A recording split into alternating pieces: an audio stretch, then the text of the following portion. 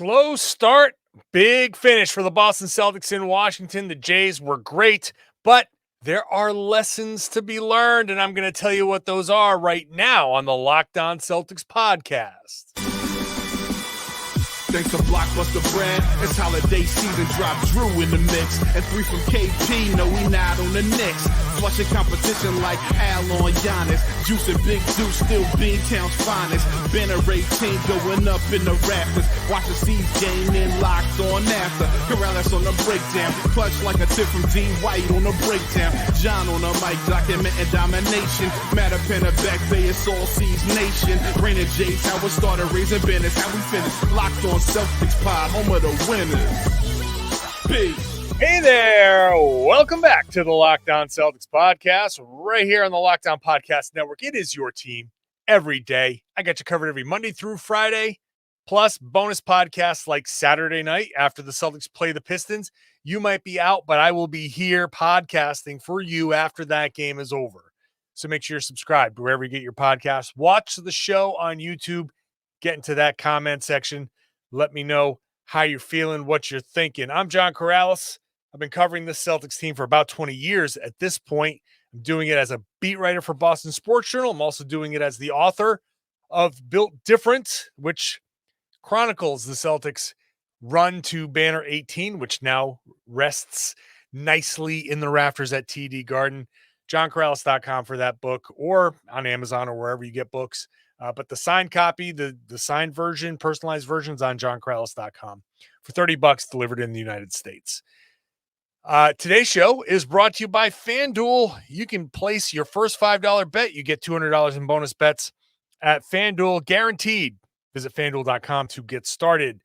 So the Celtics got the big win in Washington, 122-102. Later on, lessons. Of course, we're talking about lessons.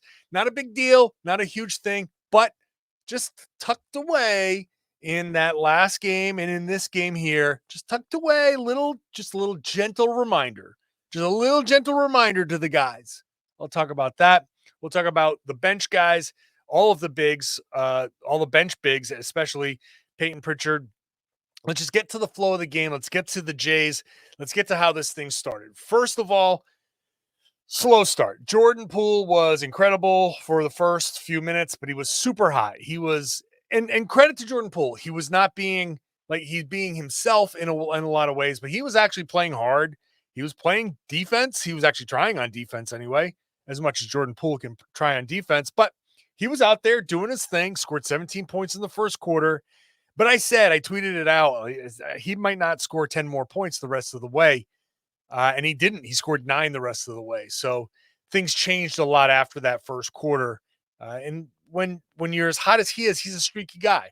But regardless, I knew the Celtics had to just wait it out, just weather that storm. But part of the problem what the Celtics were doing was they clearly were not playing the right way. They came in, whether it was the emotions from opening night and the rings and all of that, or Jaylen Brown on his birthday and saying, hey, I want to get myself a 50-piece for my birthday. Whatever it was, they clearly, in the first quarter especially, they were not playing. They were not making the right reads. They were trying to basically beat the Wizards at their own game in a lot of ways. It's not that they came out and were lazy. They weren't lazy. They were playing. They were playing fast, but they were playing a little frantic. Jaylen, I think, was the most guilty party, which he admitted in the post-game interview with Abby Chin, where he said that we missed a lot of layups and all that. And it's like, I was responsible for some of that. He admitted it. He knows. And that's fine. Like, this is not a criticism, but that was part of what led to the Wizards getting out in transition. Lots of miscommunications on defense. Not a great Al Horford game. Guys just weren't very aware in the first quarter. Guys were hitting shots in the first quarter. Jayson Tatum in the first quarter was 5 of 9. Derrick White was 3 of 5. Side note here, Derrick White, low-key hero of this game, because you look at the box score, 27 points for Jaylen Brown, after the slow start, awesome recovery. So ended up being like a really great game for Jaylen Brown. 27 points, 8 rebounds, 3 assists. He shot 50% across the board, 4 or 5 from 3. That's an 4 or 5 from the free throw line. That's 80% from the line. That's all good. He had up and down a really good game. A slow start, some bad shots at the beginning, but he realized it. He turned it around. Great. Jayson Tatum, 25 points, 11 rebounds. He had a double-double, 20 and 10 at halftime, 6 assists. He shot 9 of 20 from the field, so almost 50%. 3 of 11 from 3. Let me just side note that.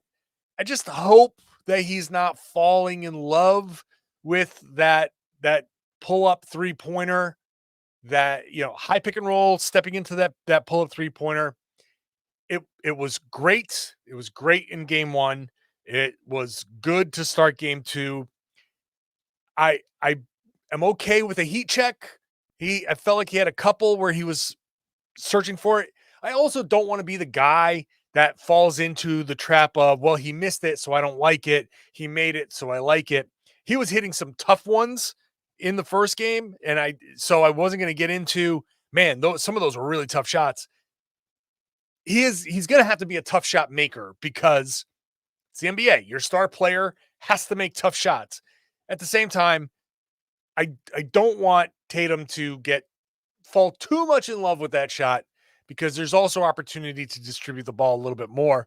Not a big deal, not a big thing here either, but 3 of 11 from 3, just to mention. But anyway, you look at the box score, you say Jaylen was awesome, Jayson was awesome. Derrick White was a team best plus 33, 19 points, 6 of 11 shooting, 4 of 7 from 3. His first quarter, 10 points, 3 of 5 shooting, 2 of 4 from 3, and a couple of assists. Low-key hero of the game, because when that first quarter was kind of going sideways, he was the guy that stepped in and made shots. He was calm. He was cool. He was just Derrick White, and he made those shots. Again, clutch shots, clutch performances, those don't always happen in the fourth quarter. That was a big kind of performance from Derrick White in the first quarter, because then when Jayson Tatum took over at that point, and then later when Jaylen Brown took over, they weren't climbing out of a 15-point hole. It was still a 4-point game at that point. The worst it got was 8. They were down 8 at one point early on, but the Celtics were able to hang around because Derrick White was making shots. Because he made those shots, Jayson Tatum starts getting going, and all of a sudden the Celtics have a lead. So they play not their best in the fourth quarter. I don't even want to say they played poorly. They just didn't play their best. They weren't making the best decisions out there. And that was still not so bad where they were down big. So for Tatum and Brown to do their thing, and all of a sudden it goes from, oh, they're not playing great, to, well, wow, they're leading after one. Oh, all of a sudden they broke this open. They lead at 10 at halftime. That's big, and I think that emanates from Derrick White. So, but let's just be clear that Jaylen and Jayson were incredible. Jaylen, big finish. Joe Mazzulla talks about finishing quarters, starting quarters. That's really where you have to be strong. The Celtics at the end of the first quarter, 10-1 run to end. End of the second quarter, 10-1 run to get into the halftime. Strong finish. Jaylen Brown was a big part of that. Coming out the beginning of the third quarter, it was just utter dominance. That run continues. It went from 54-53 to the Celtics up by 32 at one point. So Tatum gets it going early. Jaylen Brown hits the big finish. Fourth quarter, start of the fourth quarter, the two big bombs, just haymakers at the beginning of the fourth quarter. So the bottom line for the Celtics was, yeah, they started slow. They did the good team thing. I think it was very typical of a good team going into a bad team's arena especially on opening night. Bad team had a lot of energy. The Wizards had a ton of energy. They came out just playing great. I think they played with a ton of energy. I've said energy 20 times now, but you get Jordan Poole making shots. You got guys put back dunks all over the place, taking advantage of the Celtics making mistakes. It was a strong start, but credit to the Celtics for weathering that storm.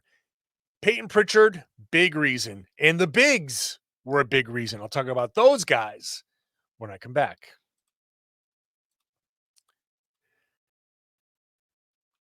Today's show is brought to you by FanDuel. It's America's #1 sports book for a very big reason, because they are giving you the opportunity to make $200 in bonus bets when you place your first $5 bet. That's $200 in bonus bets guaranteed when you place your first $5 bet. All you got to do is go to FanDuel.com, sign up, and if you get a hunch in the middle of the game, you can check out the latest stats, view live play-by-play, and so much more, all on the same page where you place your bets. So go there. You're going to get that big return on FanDuel, America's #1 sports book.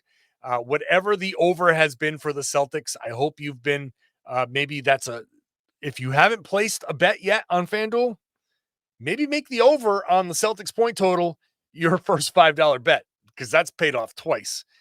Go check it out. Set your limits, set your budget, use the tools. Use the tools that they have available to you, because we don't want you going overboard. You've got whatever you've got to spend, $20, $50, $100, whatever it is. If you want to spend it on FanDuel, go for it, but don't go overboard. Gamble responsibly at FanDuel.com. It's America's #1 sportsbook.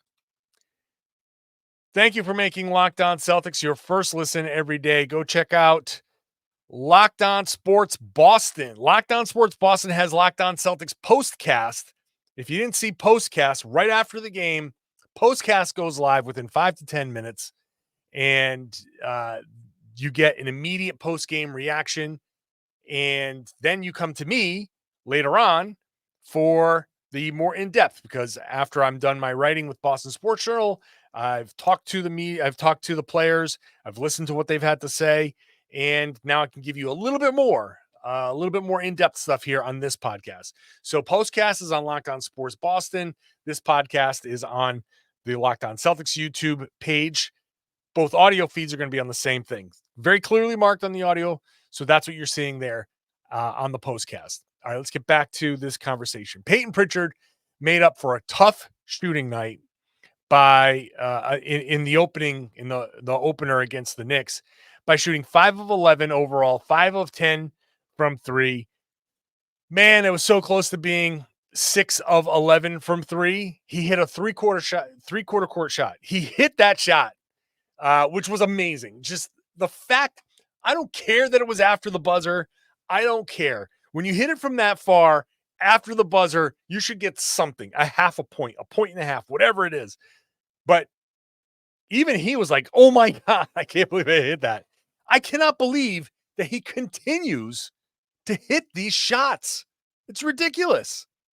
It didn't count, but still worth noting. But it's especially worth noting that Pritchard in that third quarter was a big part of the blowout. Third quarter, Pritchard 3 of 4 from 3 for 9 points, leading the Celtics. They outscored the Wizards 34-19. The Wizards didn't hit a 3. The Celtics hit 5 in that. This was a very familiar formula, because you look at the final box score, 42 made field goals for the Celtics, 41 for the Wizards. Very close.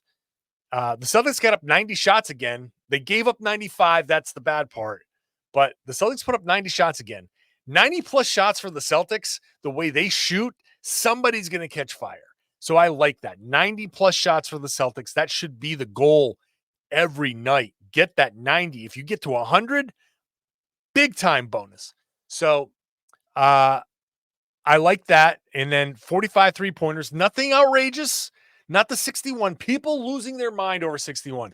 Side note here. The 61 number that was fake. That was just a fake number too, because the Celtics were gunning for that record.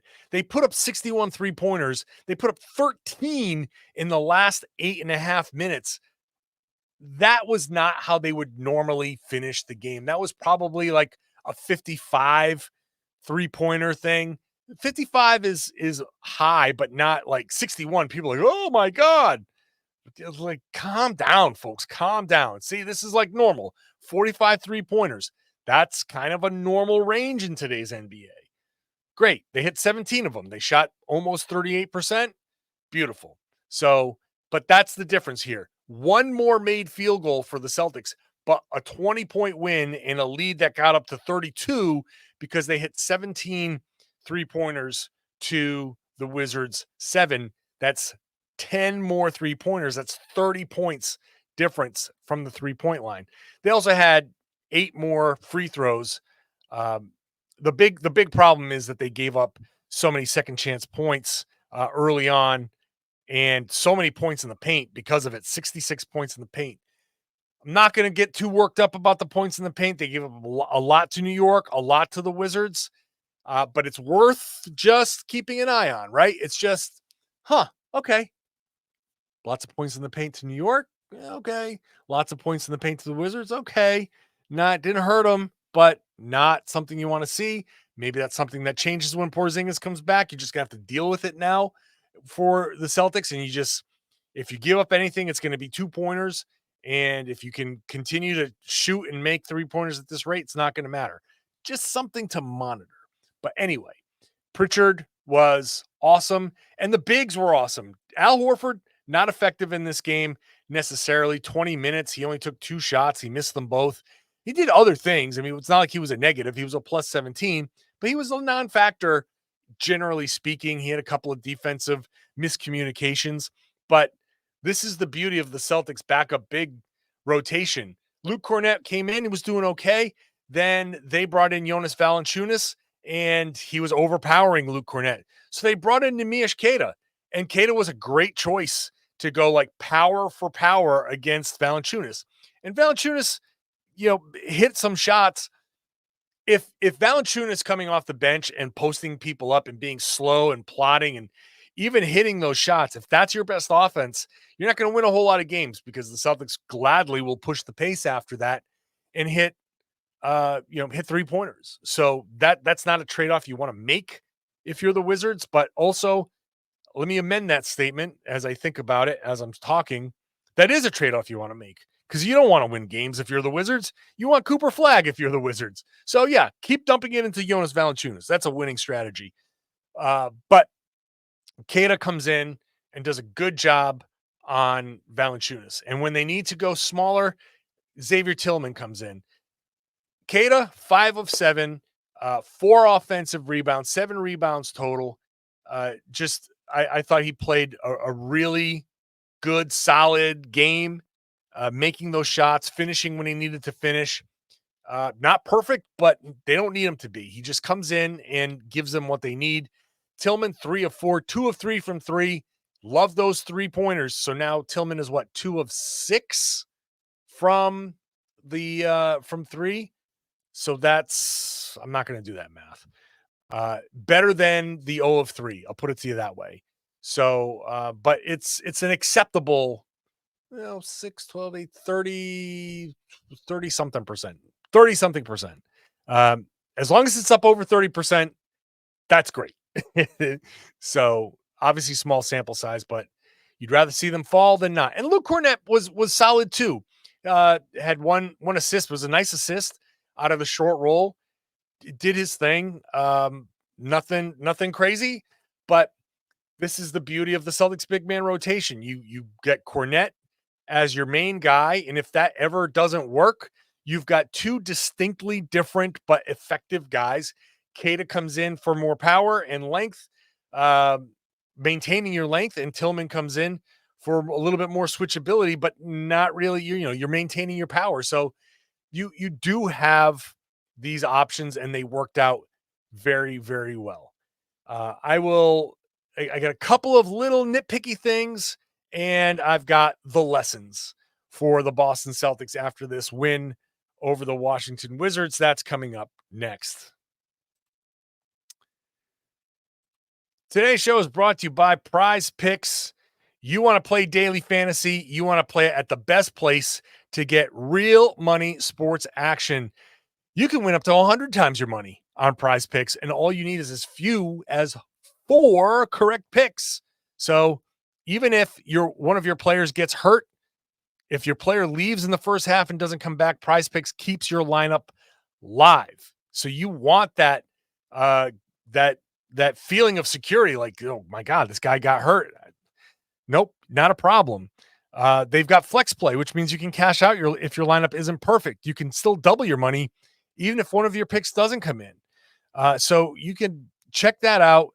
Prize Picks puts its members first, so all the withdrawals are fast, safe, secure. When my picks hit, I can hit my money back and get my money as quick as 15 minutes. Sign up today. You get $50 instantly when you play $5. You do not even need to win to get this $50 bonus. It is guaranteed. Download the app and use the code LOCKEDONNBA to get that $50 instantly after you play your first $5 lineup. So download the Prize Picks app, use the code LOCKEDONNBA. Prize Picks, run your game. Thanks for making Locked On Celtics your first listen every day. Go check out Locked On NBA. We are going 7 days a week on Locked On NBA. I'm going to be on the Friday show, so make sure you're checking that out wherever you get your podcasts. Make that your second listen after Locked On Celtics. Stay in touch with the whole league with the Locked On NBA podcast. A couple of nitpicky things. Baylor Shireman, I did not like his jumper, that straightaway 3. Congratulations to him for scoring his first NBA points, by the way. But I do not like the way his jump shot looks. That straightaway jumper was so bad that it went off the glass. It went off the square and missed. That's bad. I don't know what is going on with him. I don't know if his new body type is messing with him or if whatever it is. When he shot that shot, I saw that flick of the wrist. It wasn't a flick of the wrist. I'm surprised the backboard survived. It's obviously very early in Shireman's career. I'm not worried about anything, but also, come on, you're supposed to be a shooter. I want to see that shot look a little more fluid. So I didn't like that. How about the party fouls on the Wizards sideline? You know what the problem is with Washington? I got a big problem with this. Remember last year when Sam Hauser was about to break the individual three-point record, just shatter it, and then he steps back and he steps on somebody's foot and sprained his ankle because the sidelines are too thin. The ref is running back along the sidelines and runs straight into somebody carrying 4 beers, and they have a huge spill. The sidelines aren't big enough in Washington. Something has to be done there. You have to fix that. People are getting hurt. People are knocking over beers. You have to fix what's happening in Washington. The sidelines aren't wide enough there. So I have a real problem with that. I want to say, not a nitpicky thing, but shout out to Jayson Tatum for that lefty hook pass that he likes to throw now. The one that he hit Derrick White with, I think he hit Al Horford with this time. Dribbling on the left side of the floor, lefty, right off the dribble, lefty hook to the right side. It's incredible. Okay, lessons. I wrote about this on Boston Sports Journal. This isn't a big deal. I want to preface this by saying I am not worked up about this. I am not saying that this is a big warning to the Celtics. On Boston Sports Journal, I equated this to the note inside a fortune cookie. The fortune inside the cookie where you pull it out and you read it and you go, oh, you show it to your date. You go, this is good advice. And then what do? You just crumple it up and you throw it away. But actually there is good advice here because the Celtics, remember, in the Knicks game, they're playing great. They were playing awesome, and they hit 29 3-pointers in 12, 24, 36, 39 minutes.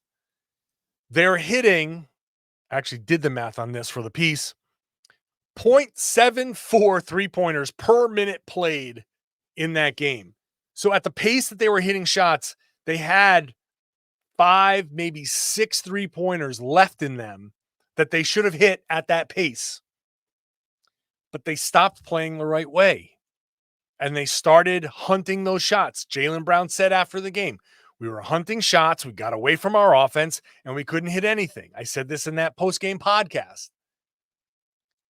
They stopped playing the right way and they got a little, I don't want to say punished, but they got a little, needle. The basketball god said, Dikembe Mutombo is up there now as one of the basketball gods going, no.